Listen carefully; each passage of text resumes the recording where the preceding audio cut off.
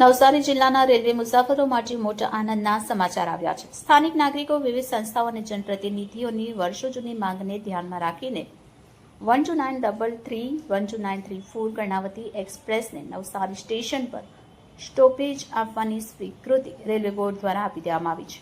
આ સાથે વલસાડ બોરીવલી મેમો 69139 ટ્રેનને સુરત સુધી લંબાવવાનો મહત્વપૂર્ણ નિર્ણય લેવાયો છે, જેનો લાભ હજારો દૈનિક મુસાફરોને મળશે. નવસારીના સાંસદ અને કેન્દ્રીય જળશક્તિ મંત્રી શ્રી સી.આર. પાટીલ તથા ભાજપ જિલ્લા પ્રમુખ ભુરાભાઈ શાહની આગેવાનીમાં પ્રતિનિધિ મંડળે તાજેતરમાં કેન્દ્રીય રેલવે મંત્રી શ્રી અશ્વિની વૈષ્ણવ સાથે મુલાકાત કરી વિગતવાર રજૂઆત કરી હતી.